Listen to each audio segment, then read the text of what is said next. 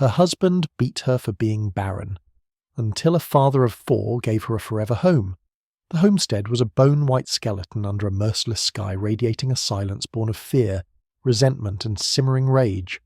Inside, Elara traced the purple bloom of a fresh bruise on her arm, her movements slow and deliberate. The stillness was her husband's favourite weapon, a suffocating blanket he threw over the house after his fury had passed. His fists were punishment for the one thing she could not give him, a son. Her body was a barren field, a betrayal he made her pay for daily. The silence was broken by his heavy boots on the floorboards, each step a hammer blow against her fragile composure. He was a man whose soul was as cussed and unforgiving as the land he worked. He stopped in the doorway, his shadow swallowing her whole. He didn't need to speak. The cold promise in his eyes was enough. But what he didn't know was that a soul beaten to the edge of nothing has the sharpest grit, and that a single act of kindness was waiting just beyond the dust, ready to ignite a fire he could never hope to control. The silence in the clapboard house was a living thing. It was a malevolent entity that seeped from the sun-bleached wood and settled like a shroud over the worn furniture, choking the very air Elara tried to breathe. It was her husband's favourite weapon, the one he wielded after his fists had finished their brutal work. Today the silence tasted of dust and coppery blood, a tang on the back of her tongue she could not swallow. Her hand, gentle and trembling, guided a damp rag over the scarred surface of the kitchen table. Her knuckles were raw. A new bruise, a blossoming galaxy of violet and deep blue, throbbed on her forearm, hidden beneath the coarse sleeve of her dress. She kept her eyes down, focused on the swirling patterns of grit and water. To look up was to see the emptiness of the room, an emptiness that mirrored the hollow ache deep within her belly. A barren field, a broken promise. That was what he called her. The land outside was just as unforgiving. A vast, cruel expanse of cracked earth and skeletal sagebrush that stretched to a horizon shimmering with heat. It offered no comfort, no escape. It was simply a larger version of the cage he'd built for her. She remembered laughter once. A lifetime ago, it seemed. Laughter in her mother's kitchen, the warm smell of baking bread, the easy comfort of a world that did not measure a woman's worth by the fruit of her womb. The memory was a ghost, thin and fragile, and she quickly pushed it away. Ghosts were dangerous here. They made the silence louder, a sound from outside, the weary crunch of boots on dry earth. He was back. Her heart seized, a frantic bird beating against the cage of her ribs. The rag in her hand went still. Every muscle tensed a primal learned response to the approach of her predator. The door swung open with a groan, and Silas filled the frame, his broad shoulders blocking the afternoon sun and plunging the room into shadow. He was a large man, built of hard muscle and harder resentment. He smelled of sweat horse and the whiskey he'd been drinking in town. His eyes, the colour of a winter sky, swept over the room and found her wanting. Always. Still cleaning, he grunted, dropping his hat on a hook. The sound was a violation. A woman with idle hands is a woman with a wandering mind. Elara said nothing, merely squeezed the water from her rag into the bucket. Her silence was a shield, a fragile one. He crossed to the stove and lifted the lid off the stew pot. A plume of steam escaped. He grunted again, a sound of bare minimum approval. He sat heavily at the table. She had just wiped the legs of the chair, groaning under his weight. She moved on instinct, fetching a bowl, a spoon, a hunk of dry bread. She placed them before him without a word, careful not to meet his gaze. He ate like a starved animal, loud and graceless. The scraping of his spoon against the bowl was the only sound. Elara stood by the hearth, her hands clasped so tightly her knuckles were white-waiting. It always came after the silence. The storm. "Saw Jacob Blackwood in town," Silas said suddenly, his voice a low rumble. "With his brood. 4 of 'em now. Another on the way his wife is showing. He stabbed a piece of potato with his spoon. He's a man. Got sons to carry his name to work his land when he's old and grey." He looked up then, and his gaze pinned her to the spot. His land prospers. His wife is fruitful. Everything he touches turns to something. "What do I have?" He gestured around the small grim room. "Dust, and a barren wife." The word barren hung in the air, venomous and sharp. It struck her harder than his hand ever could. "I try Silas," she whispered, her voice barely audible. It was a mistake to speak. She knew it instantly. His chair scraped back as he stood, his face darkening. "Try," he boomed, his voice bouncing off the low ceiling. "There is no Troy woman. There is only doing, and you have done nothing." His eyes scanned the room, searching for a target for the rage that was building inside him, a storm seeking a tree to splinter. They landed on the mantelpiece, on the small, intricately carved wooden bird, a gift from her father on her wedding day, the last beautiful thing she owned. Before she could cry out, he lunged. His large, calloused hand snatched the bird from its perch. "Pretty little thing," he sneered, his voice dripping with contempt. "Useless, just like you." And with a sudden violent motion he smashed it against the stone of the hearth. The crack of splintering wood was the sound of her own heart breaking. She stared speechless at the shattered pieces of her past lying among the ashes. He had not just broken a carving. He had severed the last thin thread connecting her to the woman she used to be. Silas stood over the wreckage, breathing heavily, his rage momentarily spent. He gave her one last look of disgust, then turned and stomped out of the room, slamming the bedroom door behind him. The silence returned, deeper this time, final. Elara sank to her knees, her hands hovering over the broken pieces of the bird. No tears came. The well of her sorrow had run dry years ago. In its place, something new was forming, something cold and hard and sharp as a shard of broken glass. He had left her with nothing, and a woman with nothing is a woman who has nothing left to lose. That night she lay beside him in the dark, her body rigid, listening to the rumbling snores that were the soundtrack to her private hell. But for the first time she wasn't just enduring. She was planning. The moon, a cold silver sliver in the window, seemed to be waiting too. Waiting for the silence to finally break. The world narrowed to the space between them, a battlefield of stale air and curdled light. Silas's face was a mask of thunderous rage, his jealousy, a poison that had finally found its moment. "You think you can look at another man?" he roared, his voice cracking the oppressive silence. "You who are nothing, a barren patch of ground." I was fool enough to fence in. He did not strike her with his open hand this time. His rage was a colder, more deliberate thing now. He grabbed her by the arm, his fingers digging into the tender flesh of her bruise, and dragged her from the room. She stumbled after him, a doll in the grip of a giant, her feet scrambling for purchase on the rough floorboards. He hauled her to the back of the house, to the heavy wooden door of the root cellar. If you love the dark so much, he spat his breath hot and sour with whiskey, then you can have it. He threw open the door, revealing a flight of steep earthen steps leading down into blackness. The air that rose from it was cold and smelled of damp soil and decay, of things buried and forgotten. He shoved her forward. Elara cried out, tumbling down the steps to land hard on the packed dirt floor below. The door slammed shut above her, a sound of absolute finality. The heavy bar slid into place. Darkness. Absolute. And silence. A silence deeper than any she had ever known in the house above. For a long time she did not move. She lay curled on the floor, the sharp pain in her hip, a distant thing compared to the cold terror that seeped into her bones. This was it. The end. He had buried her alive. Her life, her marriage had been a slow descent into this very moment, this cold, lightless tomb. The ghosts of her past, the laughter of her mother, the hopeful dreams of her youth all felt 1,000 miles away.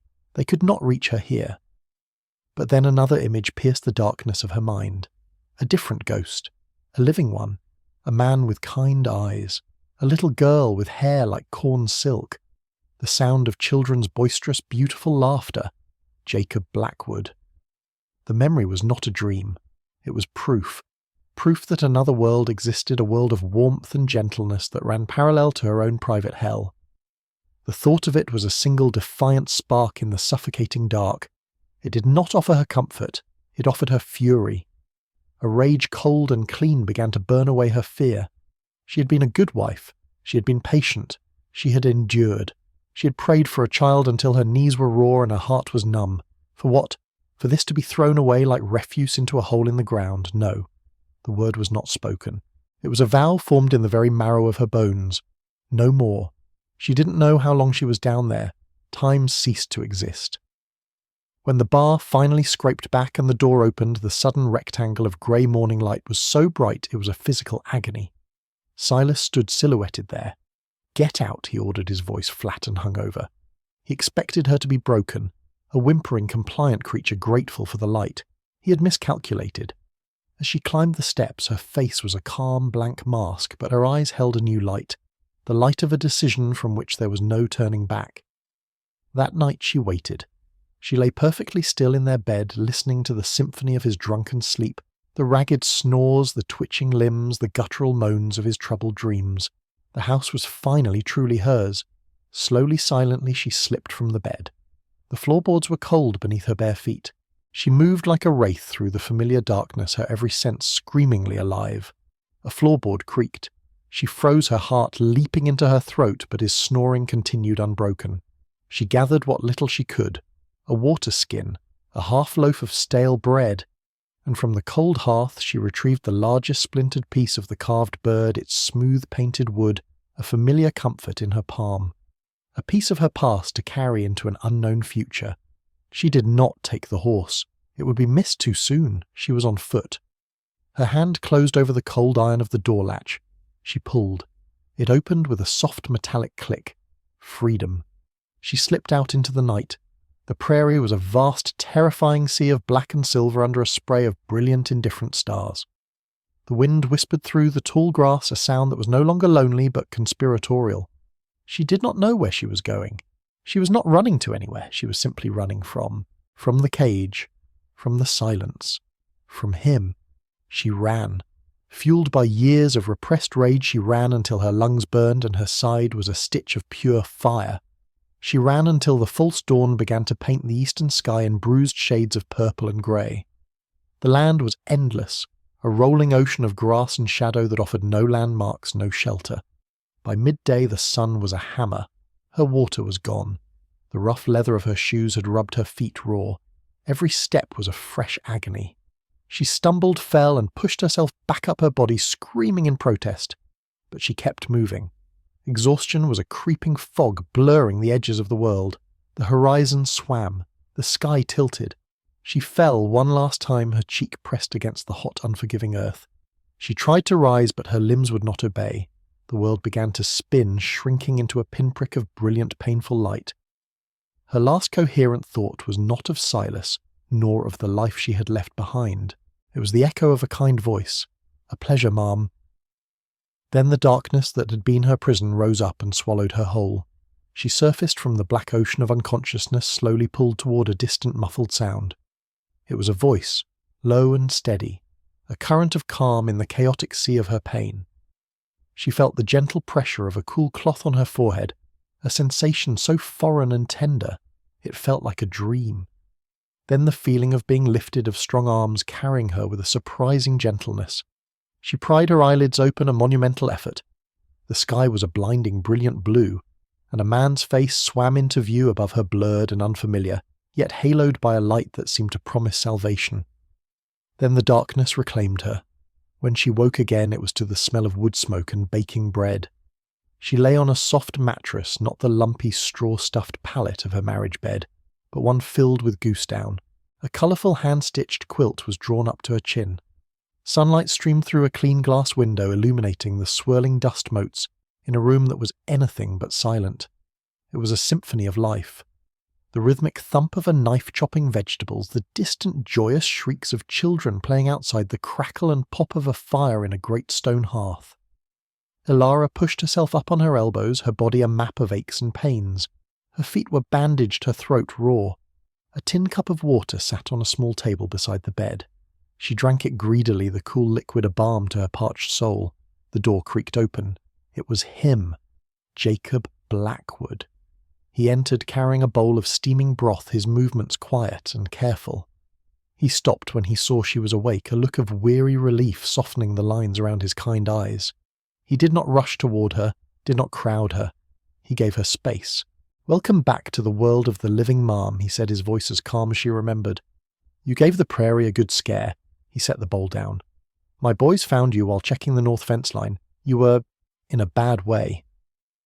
Elara could only nod, her voice lost somewhere in the desert she had just escaped. She looked down at her bandaged feet, at the clean shift she was wearing, which was not her own. A blush of shame crept up her neck.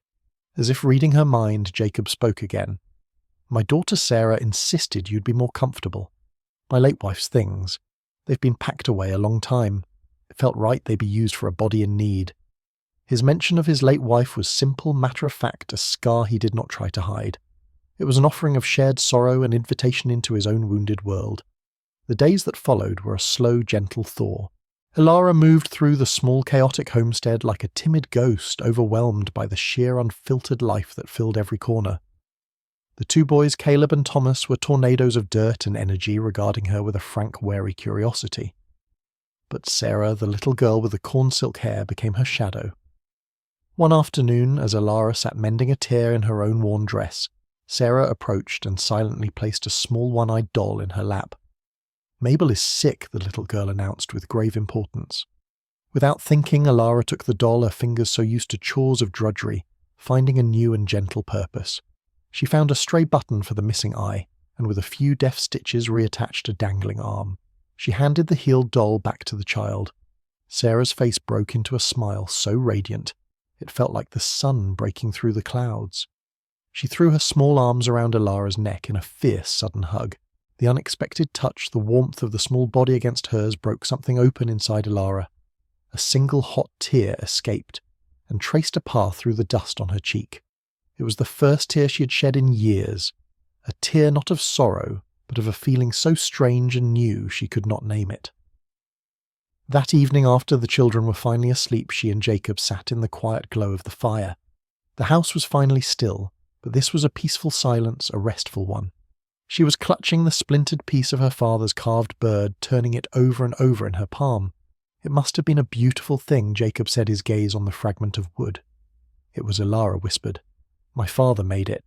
It was the most she had offered about her past. Jacob nodded, looking into the flames. My Mary, he began, his voice soft with memory. She had a set of china teacups, so fine you could almost see the light through them, carried them all the way from Ohio. The day Sarah was born, my oldest Caleb dropped the tray, broke every last one. He smiled a sad, gentle smile. Mary cried for a full hour, then she gathered up the biggest piece, one with a single painted rose, and kept it in her sewing box for the rest of her life.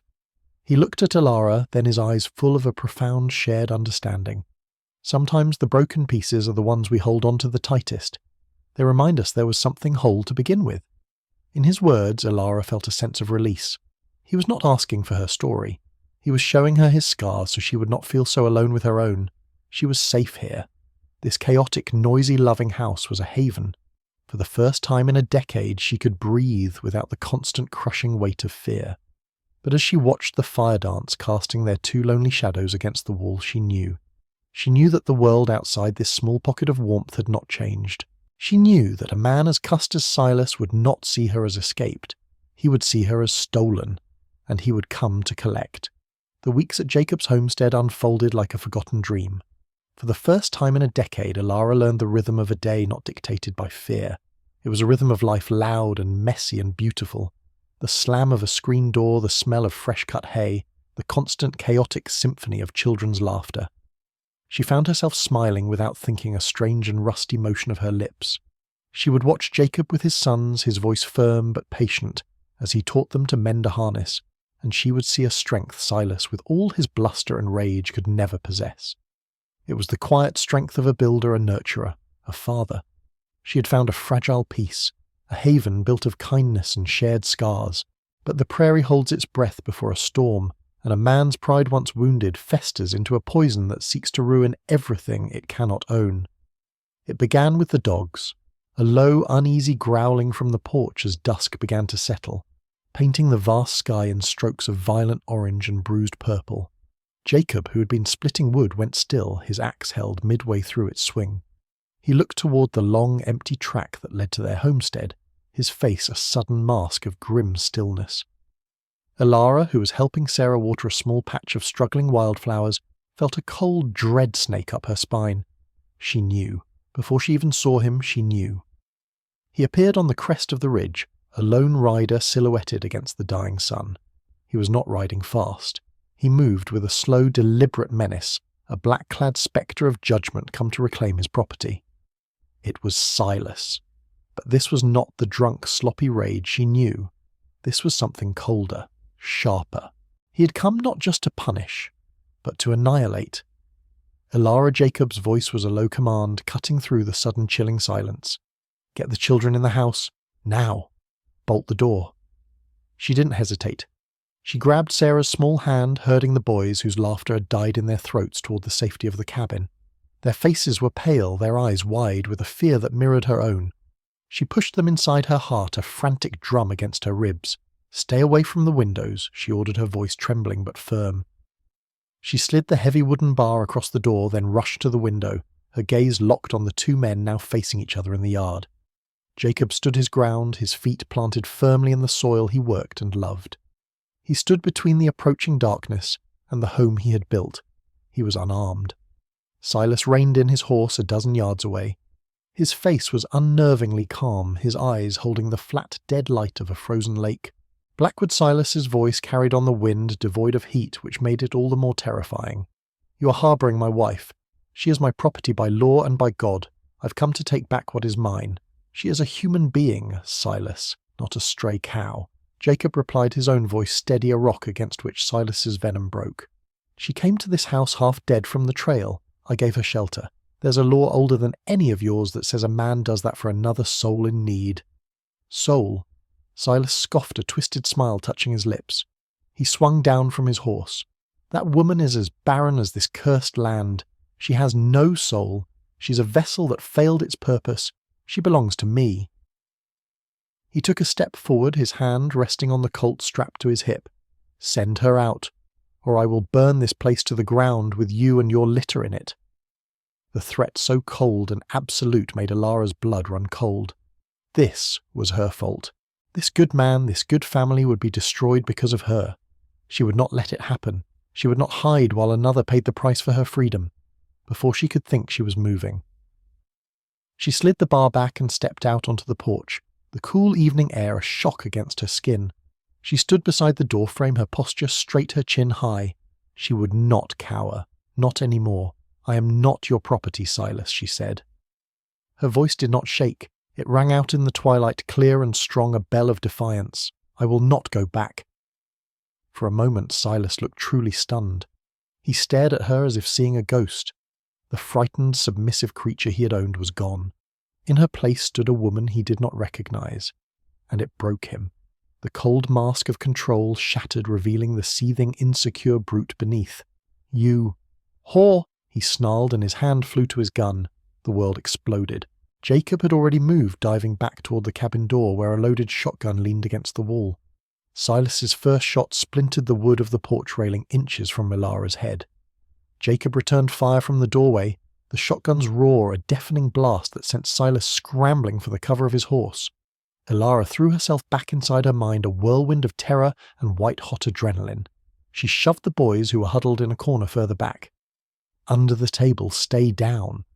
Another shot from Silas's pistol shattered the window, sending glass skittering across the floor. Jacob fired again. The air was thick with the acrid smell of gunpowder and splintered wood. This was not a duel. It was a desperate, ugly brawl for survival. Through the broken window, Elara saw Silas using his horse as a shield, trying to get a clear shot at Jacob in the doorway. Jacob was pinned down.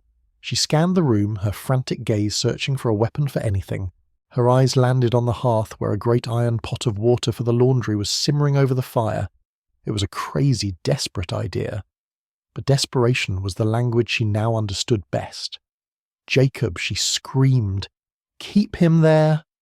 He glanced at her, his face grim, and nodded, firing another blast from the shotgun that made Silas's horse rear in panic. That was the opening she needed. Protecting her hands with her apron, Elara grabbed the heavy iron pot. It was a searing, almost unbearable weight. She half ran, half stumbled to the broken window. Silas was distracted, trying to calm his horse, his back partially turned. With a guttural cry born of years of pain and rage, she heaved the pot with all her might. An arc of boiling water flew through the air, hissing as it hit the cool night. Silas roared a sound of pure agony as the scalding liquid struck his back and neck. He dropped his pistol, stumbling away from his horse, clawing at his skin. He was disarmed. He was hurt. But he was not finished. He turned his face a grotesque mask of pain and hatred, and lunged toward the cabin, his bare hands outstretched like claws. At that moment, the oldest boy, Caleb, who had been hiding with the others, acted. He saw Silas's fallen pistol lying in the dirt. With a cry that was half terror, half courage, the 12-year-old boy bolted from the house, snatched the gun, and threw it as far as he could into the tall grass of the prairie. Silas, seeing his last weapon gone, let out a final defeated roar of pure frustration and turned on Jacob, who now stood on the porch, his shotgun empty. The two men crashed together, a tangle of limbs and grunts and curses, but Silas's fight was gone.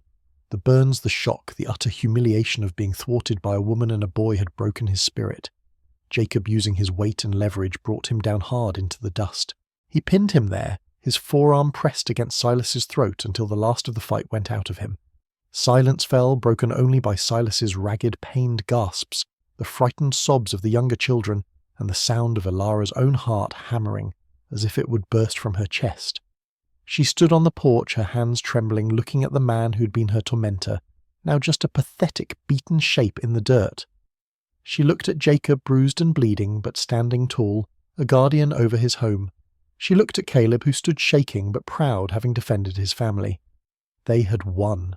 They had survived. As Jacob got to his feet, their eyes met across the ruined yard. In his gaze she saw not gratitude, not pity, but a profound shared respect. They were no longer a rescuer and a victim. They were partners, and in the distance, cutting through the sudden quiet of the plains, came a new sound. The sound of hoof beats, many of them, getting closer. Help or a new kind of trouble was on its way. The thunder of approaching hoofbeats resolved into a posse of familiar faces, neighbours, men from the surrounding homesteads, their faces grim, and set rifles held across their saddles. They had heard the gunshots echoing across the quiet prairie, and had ridden toward the trouble as was the way of the frontier. They reined in their horses, a silent circle of witnesses taking in the scene of devastation. They saw the shattered window and the splintered porch rail. They saw Jacob, his face bruised and his shirt torn, standing guard over his home. They saw the children, pale and frightened, peering from the doorway, and they saw Silas bound and defeated in the dust, his rage collapsed into a pathetic whimpering heap. But mostly they saw Elara. She stood on the porch, not behind Jacob, but beside him, her back straight, her face smudged with dirt and tears, but her eyes burning with the fierce protective light of a she-wolf defending her den. The town sheriff, a portly man named Abernathy, dismounted heavily. Jacob. What in God's name happened here? Before Jacob could answer, Silas, seeing his last chance at an audience, began to rave. She's my wife, stolen from my home. This man, this thief, he harboured her. I came to claim what is mine by law. Abernathy looked from Silas's wild, hate-filled eyes to Elara's bruised face. He looked at the terror on the children and the quiet, resolute dignity of Jacob. He had known Silas for years. He knew the man's reputation, the whispers that followed him like a bad smell. And now the truth of those whispers was laid bare in the dust of this yard. The only thing that looks stolen here, Silas the sheriff said, his voice flat and heavy with finality, is this woman's peace of mind. Get him on a horse. He'll have a long ride to explain this to a circuit judge. As two men hauled a cursing, struggling Silas away, Elara watched the dark figure of her husband disappear over the ridge, swallowed by the prairie that had almost claimed her. He was just a man, a small, cruel man whose shadow had seemed so large only because she'd been forced to live on her knees. As his last curses faded on the wind, a decade of fear finally truly lifted from her shoulders. She felt light. She felt free. The days that followed were quiet, a healing quiet. Together she and Jacob mended the broken things. They replaced the shattered window pane, the new glass letting in a clearer, brighter light. They repaired the splintered porch rail, the sound of Jacob's hammer, a steady, constructive rhythm so different from the destructive violence of the past. They worked side by side, often in a comfortable silence, a silent understanding passing between them that was deeper than words. This was how a home was built, not with ownership and demands, but with shared work and gentle hands. The children, once they understood the shadow had passed for good, brought the house back to life. Their laughter was the new silence. One afternoon, Sarah the youngest tugged on Elara's sleeve as she was kneading dough, her small hands covered in flour. "Are you going to be our ma now?" she asked, her voice small and hopeful. Elara's hands stilled. She looked down into the child's upturned, trusting face. She knelt so they were eye to eye. "I can't be the ma you lost, sweetheart," she said, her voice thick with an emotion that was no longer sorrow. "But I will love you and care for you and keep you safe. I am home now. This is my home." That night, after the last story had been read, and the last child tucked into bed, she and Jacob sat on the porch, watching the stars prick the vast velvet darkness. The air was cool and clean. "Thank you, Jacob," she said softly, "for everything." He was silent for a long moment, his gaze fixed on the horizon. "I should be thanking you, Elara," he finally said, his voice a low rumble. "This house, after Mary passed, it got too quiet. The children's noise couldn't fill it. It was a hollow sound." He turned to look at her, a faint, weary smile on his face. "You brought the heart back into it. You made it a home again." He reached over and gently took her hand. His palm was calloused and rough from work, but his touch was the kindest thing she had ever known. It was not a touch of ownership. It was a touch of partnership, a silent vow. Spring bloomed across the prairie, painting the rolling hills in patches of delicate blue and vivid yellow. Elara stood in the small garden plot by the side of the cabin, the sun warm on her back. The soil was hard and rocky, the same unforgiving earth that had once seemed her enemy. But now her hands worked it with a patient, loving care.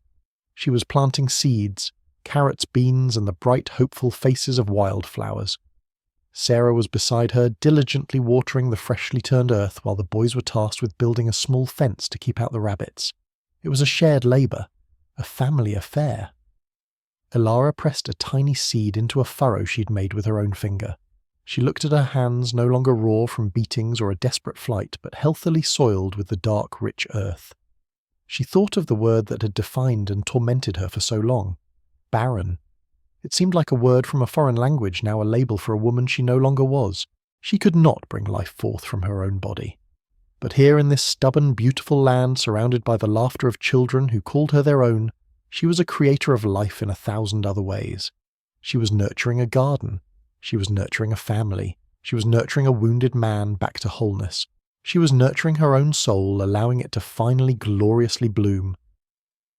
Jacob came and stood on the porch, leaning against a post, watching them, watching her. A quiet smile touched his lips. He did not see a broken woman or a barren field. He saw a miracle. He saw his future. Elara looked up and met his gaze, and a smile of her own, one of profound, unshakable peace, answered back. The sun shone down, and in the heart of the vast wild prairie a small patch of barren land was at last coming into flower.